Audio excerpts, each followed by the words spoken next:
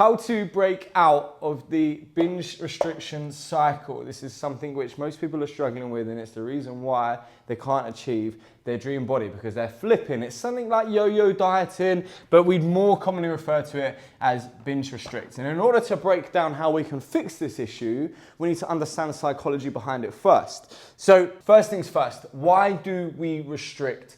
And if you've seen any of my content before, you'll know that I firmly disagree with the notion that everything is calories in, calories out. The idea that this game is simply just, the more calories you burn, the less calories you eat, the faster you get results. It leads to this massive idea that the way in which we're going to get there quickest and we're going to get to that destination the fastest way is by heavily restricting as much as possible, right? Because we start to think, okay, this is simply just in versus out, therefore all I need to do is just eat less and less and less and less, and then I just need to move as much as possible. But we fail to take into account, and I want you to go and watch some of my other videos on this, the metabolism. The more in which we restrict, our hormonal function, therefore our metabolism. Our metabolism will slow down the more you restrict yourself, henceforth making this process even harder. So that's the first limiting belief, and that's why we're swung by this idea of restriction. Binge. Why do we binge? Well, there's a few reasons why. The first being hunger. Because what happens when you restrict the body for a long enough period of time is there's two hormones in particular when it comes to hunger which are going to affect this. You've got your leptin and you've got your ghrelin. And your leptin is the hunger hormone which makes you feel satisfied, satiated. Ghrelin is the opposite. Ghrelin's high, it makes you feel hungry.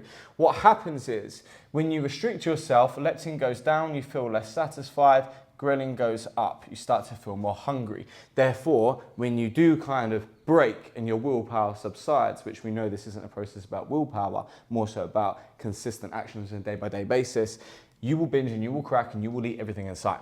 Another reason is because when we binge, we tend to go for dopaminergic foods. And this is why binging isn't your fault, and that's why everyone to some extent has got an issue when it comes to certain foods, because certain foods, in particular the ones in which we binge on, are made to be addictive. Sugar, snacks, sweets, chocolate, anything of that description, right? And probably the things in which you turn to first when you're binging are highly dopaminergic, right? They literally increase the amount of dopamine in which your body creates at such a drastic rate. Therefore, what happens is when you do have them, you ride this wave and you feel so good. The problem with that is we know that the higher in which your dopamine comes, the harder and harder it has to fall. It's not just a case of like, you're feeling extremely hungry, but when we do crack, we have foods which taste incredibly nice because we've been restricting ourselves from having them. It's like a double-edged sword in a way. So now we understand the psychology and the mentality which is behind this. I hope that this has made a lot of sense to you, and hopefully by now it's given you kind of like a nice sense of relief, because it's not your fault. It's just simply you're following outdated, incorrect advice, and the mechanism is always going to break hormonally and mentally to get you there. So we need a new approach. For some reason I've written the word approach down and it doesn't quite look right.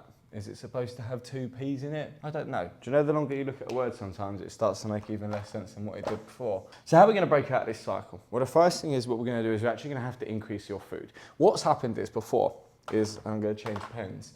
You've had this baseline of calories, right? Let's say your maintenance, which I hate referring to a maintenance and a deficit and a surplus, but I will do it for the sake of this video. Let's say your maintenance is, which in most people's cases is a lot higher than which they think.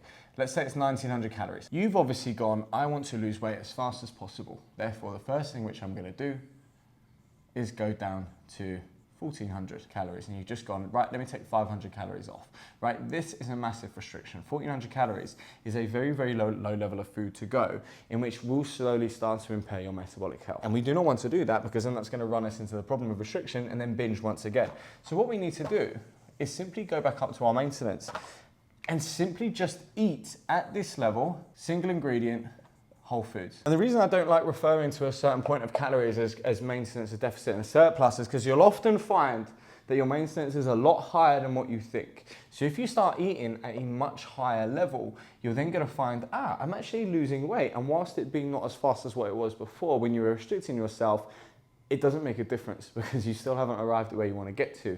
It's the typical story of the tortoise and the hare, isn't it? The hare runs off at 100 miles an hour and the tortoise just plods along, but who eventually wins the race? it's the tortoise. You want to go back to maintenance calories, or at least a lot higher than where you are. So let's say, again, we're going to use the example of 1900 calories per day. If you've been following some sort of restriction when it comes to your diet, I guarantee the first thing in which you did is you started implementing fasting. If you're a woman, fasting is possibly one of the worst things you can do for your health, because what it starts to do is it starts to send your body into hormonal chaos. When you fast, again, I'll refer you over to the hunger hormones, ghrelin and leptin. When you fast for extended periods of time, once again, leptin goes down, ghrelin goes up, you're even more hungry than where you were before. So what we want to do is we want to break this calorie total that we've got down into 3 to 4 balanced meals per day. That's all we need to do, right? We don't need to do anything extreme. We don't want to do OMAD.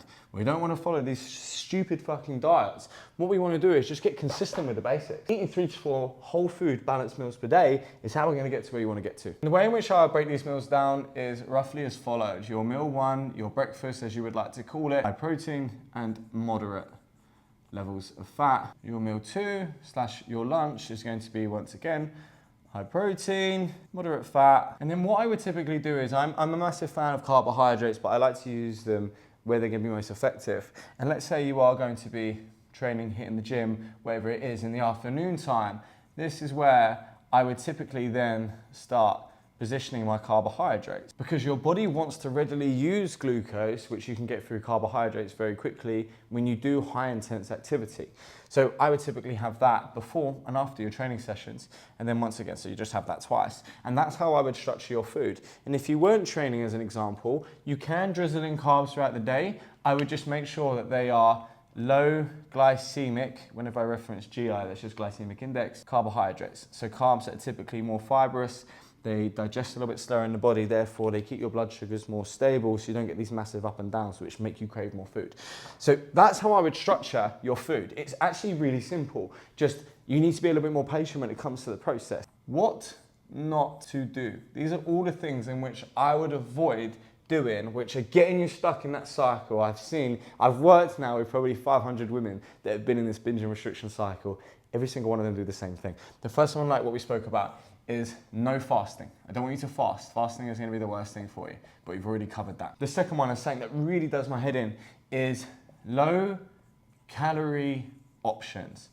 And I know what you're thinking. This sounds incredibly counterintuitive. You're thinking, hang on a minute, if I'm trying to restrict myself, lose weight, I want to be going for the lowest calorie options possible. So what we do is we typically tend to lean on these lower fat this, reduced sugar, 0 calorie energy drinks. But we don't realize the knock-on effect that these foods are having, right? So I'm not saying artificial sweeteners are bad, but I'm certainly saying that when you have these low calorie options, they are packed full of artificial sweeteners. And then what happens is your body still craves the sugar that you're artificially having.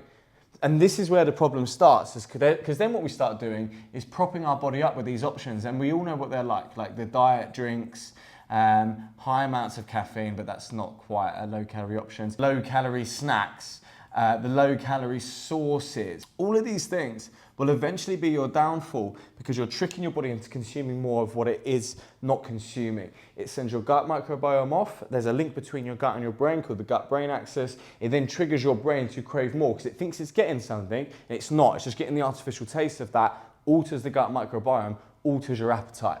So we want to be avoiding that. And just to follow up with that point, my next point is one in which every single person needs to learn, and it's that calories don't mean everything. We often now think that the healthier food, the lower in calorie it is. And that's why it's often discussed. It's like, oh, don't have avocado if you're trying to lose fat.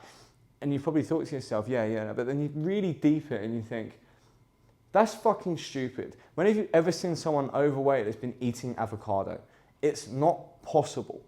And what you'll typically find is that someone will go, this ribeye steak is 700 calories, or this pack of Haribo is 500 calories. And because they absolutely swear by the fact that it's all about calories, they will suddenly start to go, the Haribo is therefore better for me than the ribeye steak.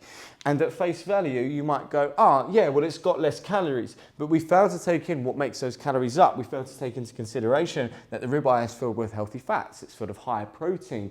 It's full of all of these amino acids, these essential fatty acids, which your body needs in order to perform at its highest, right? So we need to prioritize foods like that. Foods that might be higher in calories, but they are higher in nutritional value, which as a knock-on effect is going to cause your body to be healthier and not overeat. Because I can guarantee you can have 500 calories of Haribo or 500 calories of ribeye steak, and your body will be more satisfied after the ribeye steak.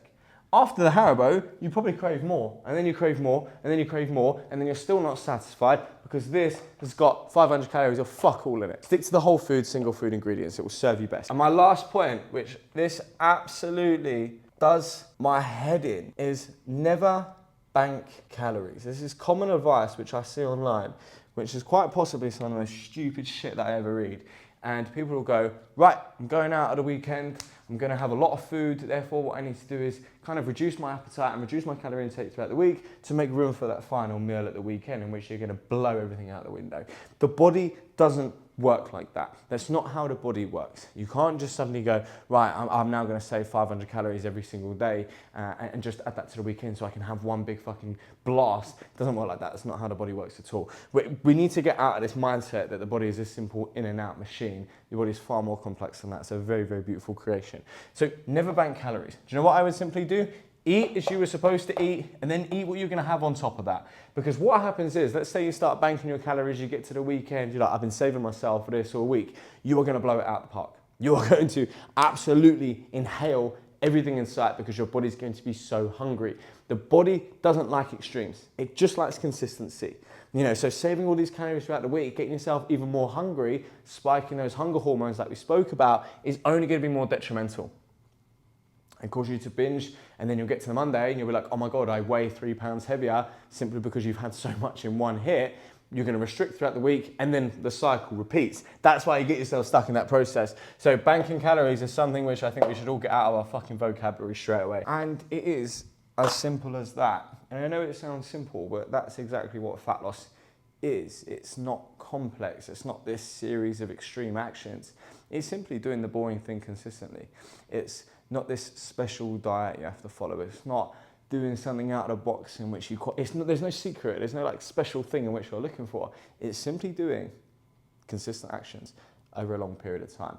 And the way you do that is you find a simple, repeatable process system in which makes it enjoyable, makes it easy, and it makes it sustainable. And if you can tick all three of those boxes, you're onto an absolute winner. Because then when you do find that process which works for you, you're going to get to your dream body, and you're also going to be able to maintain it. If you do this cycle, you restrict yourself massively, and then you binge again, and then you restrict. Even if you manage through sheer willpower to get there, you will eventually fall off. You put the weight back on again. And there is a frightening statistic actually, that around 90% of people that lose fat put it all back on again in 5 years. And it's because they didn't do the sustainable process in the first place to get there, okay? If you want more help doing this, you want an individual approach, you want to work one-to-one with me through the physical side of things, through the mental side of things, through the psychological part of things, you can apply to do so through the link in my description. We'll break you out the cycle, we'll get you to your dream body, be the best you've ever looked and the best you've ever felt also.